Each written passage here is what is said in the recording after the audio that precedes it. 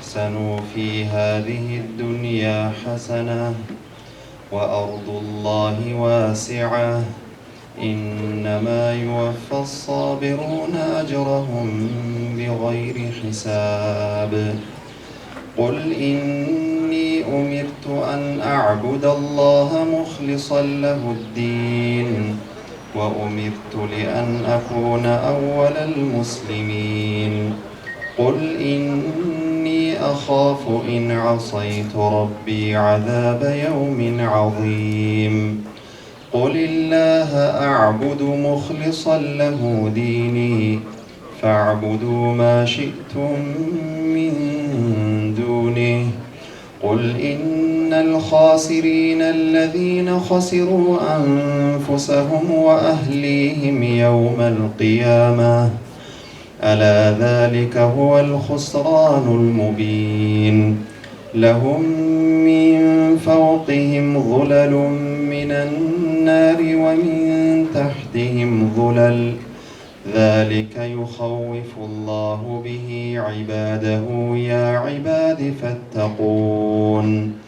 والذين اجتنبوا الطاغوت أن يعبدوها وأنابوا إلى الله لهم البشرى فبشر عباد الذين يستمعون القول فيتبعون أحسنه أولئك الذين هداهم الله وأولئك هم أولو الألباب.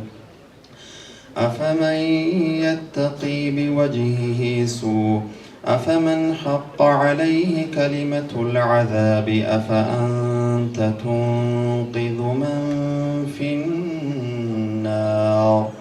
لكن الذين اتقوا ربهم لهم غرف من فوقها غرف مبنية تجري من تحتها الأنهار وعد الله لا يخلف الله الميعاد. Pale niseme itapatikana nini? Kondom itapatikana, pombe itapatikana. Na hiyo ikifanyika Mwenyezi Mungu atawaadhibu nyinyi. Hii mnaona shida hapa Isiolo ni kwa vile Mwenyezi Mungu amekasirika na nyinyi Waislamu wa Isiolo. Wallahi Mungu amewakasirikia nyinyi. Mungu akikupatia afya, akikupatia watoto, akikupatia mali, akikupatia cheo kama mimi.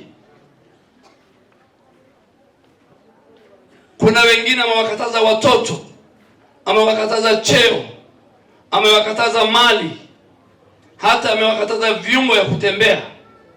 Mungu akikupatia cheo na amekupatia afya na watoto, unatakiwa useme alhamdulillah na usijaribu. You good Muslims, munisikize mimi kama viongozi wenu hawaambii, usijaribu kufanya kitu Mwenyezi Mungu ameharamisha, na ukifanya utapata adhabu yake hapa duniani. He will punish you in this world. Mimi leo ninaongea kama mtoto wenu, mimi ninaongea kama kijana wenu, mimi ninaongea kama kiongozi kutoka area hii, mimi ninaongea kama waziri wa serikali ya Mheshimiwa Ruto. Hii shida dada yangu, hii shida mko nayo wewe MCA, hii shida mko nayo uongozi ya mihadarati ya nini chafu yote, ni kwa sababu nyinyi mmetoka barabara ya Mwenyezi Mungu. You have left the root of the Quran and the Sunnah of Prophet Muhammad sallallahu alaihi wasallam. Let me tell you the truth. Unasikiza vizuri sana. Mnajua dini yetu inasema ukiwa na familia, kabla hujapata familia, your faith is 50%. Ukiwa na familia inakuwa 100%. Hii maneno imekuwa ordinary.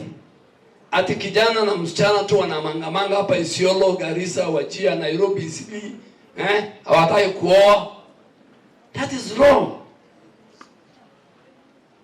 That is wrong. Wazazi wangu mko hapa, wazee wangu, Mimi umra niko vile nyinyi mlilelewa, sisi tuko hapa. Na sasa dunia iko tofauti. Technology imeingia. Mtoto wako anaweza kuharibika kupitia mtandao. You must ask your daughter after 5 o'clock ameenda wapi? You must ask your son, do you go to the mosque for Isha?